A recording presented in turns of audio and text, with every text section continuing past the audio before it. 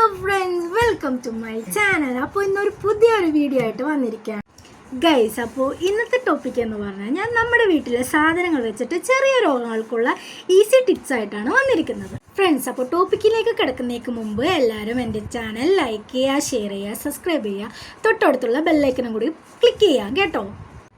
നമ്മൾ ആദ്യമായി പറയുന്നത് ഇഞ്ചിനെ കുറിച്ചാണ്. ഇഞ്ചിയുടെ പ്രധാന ഗുണങ്ങൾ എന്ന് പറഞ്ഞു കഴിഞ്ഞാൽ തലവേദന, വയറുവേദന, തുമ്മൽ, ചുമ, ശ്വാസക്കേട്, അതുപോലെ സന്ധിവേദന ഇവയ്ക്കൊക്കെ ഇഞ്ചി നല്ലൊരു ഗുണമുള്ള, അതുപോലെ തന്നെ ശരീരത്തിലെ ബാക്ടീരിയയെയും വൈറസിനെയും അതിജീവിക്കാനുള്ള കഴിവുണ്ട് ഇഞ്ചിക്ക്. അതുപോലെ തന്നെ നമ്മുടെ രക്തത്തിലെ ചെറിയ തടസ്സങ്ങൾ പോലും മാറ്റാൻ കഴിവുള്ള ഒന്നാണ് ഇഞ്ചി. ക്യാൻസർ പോലെയുള്ള രോഗങ്ങൾ പോലും തടയാൻ സഹായിക്കുന്ന ഒന്നാണ് ഇഞ്ചി. ഇനി ഇഞ്ചി എങ്ങനെയാണ് ഉപയോഗിക്കേണ്ടതെന്ന് നോക്കാം. ആദ്യം തന്നെ നമുക്ക് ഗ്യാസ് ട്രബിളും അതേപോലെ തന്നെ ദഹനക്കേടും വന്നു കഴിഞ്ഞാൽ ഇഞ്ചി എങ്ങനെ യൂസ് ചെയ്താലാണ് നമുക്ക് മാറുന്നതെന്ന് നോക്കാം. ചെറുനാരങ്ങ നീരും അതേപോലെ തന്നെ ഇഞ്ചിയും ഈക്വലായിട്ട് എടുത്തിട്ട്, ഇഞ്ചി എന്ന് പറയുന്നത് ഇഞ്ചി നീരാണ് കേട്ടോ, ഈക്വലായി എടുത്തിട്ട് ഇന്ദുപ്പും കൂടി ചേർത്ത് കഴിക്കാവുന്നതാണ്. ഇനി രണ്ടാമത്തേന്ന് പറയുന്നത് കുരുമുളകും അതുപോലെ തന്നെ ജീരകവും ഈക്വലായി എടുത്തിട്ട് അത് പൊടിക്കുക. പൊടിച്ചതിന് ശേഷം ഇഞ്ചിനീരും കൂടി ചേർത്ത് കഴിച്ചു കഴിഞ്ഞാൽ ഛർദിൽ നിൽക്കാൻ സഹായിക്കുന്നത് ഒന്നാണ്. അതുപോലെ തന്നെ ഇഞ്ചിനീരും തേനും ഈക്വലായി എടുക്കുക. എന്നിട്ട് അത് ഒരു സ്പൂൺ വീതം പല പ്രാവശ്യമായിട്ട് കഴിച്ചു കഴിഞ്ഞാൽ നീരിളക്കത്തിന് മാറാൻ സഹായിക്കുന്ന ഒന്നാണ്. ഇഞ്ചിയുടെ നാലാമത്തെ ടിപ്പ് എന്ന് പറയുന്നത് ചുമയും പനിയും വന്നാലാണ്.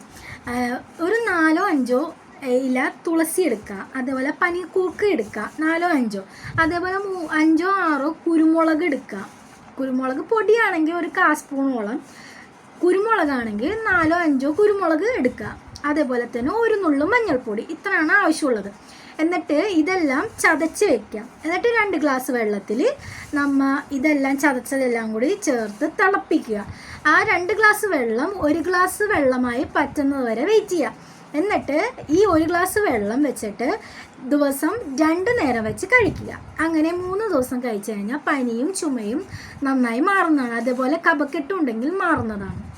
ഇനി നെക്സ്റ്റ് എന്ന് പറയുന്നത് കുരുമുളകിനെ കുറിച്ചാണ്. കുരുമുളകിൻ്റെ ഗുണങ്ങളും ഉപയോഗിക്കേണ്ട രീതിയും എങ്ങനെയാണെന്ന് പറയാം. കുരുമുളകിൻ്റെ ഒന്നാമത്തെ ടിപ്പ് എന്ന് പറയുന്നത് പനിയും നീരിളക്കവും വന്നു കഴിഞ്ഞാലാണ്. കുരുമുളക് വെച്ച് കാപ്പിയും രസവും ഉണ്ടാക്കി കഴിക്കാം. അത് എങ്ങനെയാണ് ഉണ്ടാക്കുന്നതെന്ന് നോക്കാം. കുരുമുളക്, ചുക്ക്, ജീരകം, മല്ലി എന്നിവ ചതച്ച് കുറച്ച് കൃഷ്ണ തുളസിയും കരിപ്പട്ടിയും ചേർത്ത് അത് വെള്ളത്തിലിട്ട് തിളപ്പിക്കുക. ഇങ്ങനെ ഇടയ്ക്കിടയ്ക്ക് കുടിക്കുന്നത് നല്ലതാണ്. അടുത്തതായി പറയാൻ പോകുന്നത് കുരുമുളക് രസം എങ്ങനെ ഉണ്ടാക്കാം നോക്കാം. 50 ഗ്രാം കുരുമുളക് ചതച്ചെടുക്കുക. അതേപോലെ തന്നെ തുവരപ്പരിപ്പും എടുക്കുക, സെയിം ക്വാണ്ടിറ്റി തന്നെ. കുറച്ച് നെയ്യിൽ വറുത്തിട്ട് ആവശ്യത്തിനുള്ള വെള്ളവും ഉപ്പും ചേർക്കുക. അതിലേക്ക് കുറച്ച് ചെറുനാരങ്ങ നീരും ചേർത്ത് തിളപ്പിക്കുക. തിളച്ച് കഴിയുമ്പോഴേക്കും അതിലേക്ക് ജീരകം, കടുക്, ഉലുവ നെയ്യിൽ വറുത്തിട്ട് അത് പൊടിച്ചതിന് ശേഷം അതിലേക്ക് ചേർക്കും. കുറച്ച് കറിവേപ്പിലയും മല്ലിയിലയും ചേർത്ത് കഴിക്കാവുന്നതാണ്. അടുത്തത് പറയുന്നത് ചുമയെക്കുറിച്ചാണ്. കുരുമുളക് പൊടിയും തേനും കുറച്ച് നെയ്യും കൂടി ചേർത്ത് കഴിച്ചു കഴിഞ്ഞാൽ എല്ലാവിധ ചുമയ്ക്കും നല്ലതാണ്. അടുത്തതായി പറയാൻ പോകുന്നത് പല്ല് ദ്രവിക്കൽ, അതുപോലെ തന്നെ മോണയിൽ നിന്ന് ബ്ലഡ് വരൽ, അതുപോലെ തന്നെ വായനാറ്റം ഇവയ്ക്ക് എങ്ങനെ ചെയ്യാമെന്ന് നോക്കാം.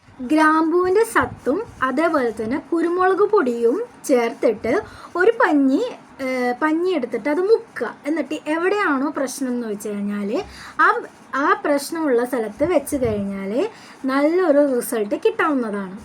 അടുത്തതായി പറയാൻ പോകുന്നത് ദഹനക്കേടിനുള്ളതാണ്.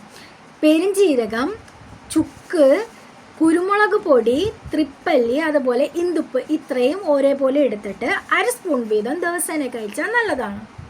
അടുത്തതെന്ന് പറഞ്ഞു കഴിഞ്ഞാൽ മല്ലിയാണ്. മല്ലിയെ കുറിച്ച് മല്ലിയിലയും പറയുന്നുണ്ട്, മല്ലിയും പറയുന്നുണ്ട്. അതിൻ്റെ ഗുണങ്ങൾ എന്തൊക്കെയാണെന്ന് നോക്കാം. ആദ്യമായി പറയുന്നത് മല്ലിയിലയെ കുറിച്ചാണ്. വാദമുള്ളവർക്കൊക്കെ ഏറ്റവും ഗുണം ചെയ്യുന്ന ഒന്നാണ് മല്ലിയില.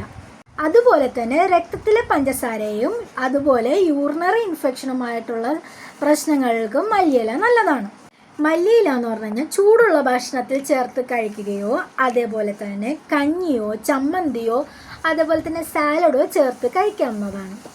അതേപോലെ തന്നെ മോണപ്പഴുപ്പിനും അതേപോലെ തന്നെ പല്ല് ദ്രവിക്കുന്നതിനും മാറുന്നതിന് മല്ലിയില എടുത്ത് നമ്മൾ നന്നായി ചവച്ച് തുപ്പിക്കളയുക. ഇത് മോണപ്പഴുപ്പിനും അതേപോലെ തന്നെ പല്ല് ദ്രവിക്കുന്നത് മാറാൻ സഹായിക്കുന്ന ഒന്നാണ്. അടുത്തതായി പറയാൻ പോകുന്നത് ദഹനക്കേടും അല്ലെങ്കിൽ ഛർദിൽ വന്നു കഴിഞ്ഞാലുള്ള കാര്യമാണ്. 1 ഗ്ലാസ് മോരിൽ 2 സ്പൂൺ മല്ലിയിലയുടെ നീര് ചേർക്കുക. അത് ഇടയ്ക്കിടയ്ക്ക് കഴിച്ചാൽ ദഹനക്കേടിനോ അല്ലെങ്കിൽ ഛർദിലേക്കോ നല്ലതാണ്. അടുത്തതായി പറയുന്നത് മൂത്ര തടസ്സം വന്നു കഴിഞ്ഞാൽ മല്ലിയിലയുടെ നീരെടുത്ത് 3 സ്പൂൺ തേനിൽ ചേർത്ത് ദിവസേന 3 നേരം വെച്ച് 7 ദിവസം കഴിച്ചു കഴിഞ്ഞാൽ നല്ലൊരു റിസൾട്ട് കിട്ടാവുന്നതാണ്. ഇനി അടുത്തതായി പറയുന്നത് വെളുത്തുള്ളിയെ കുറിച്ചാണ്.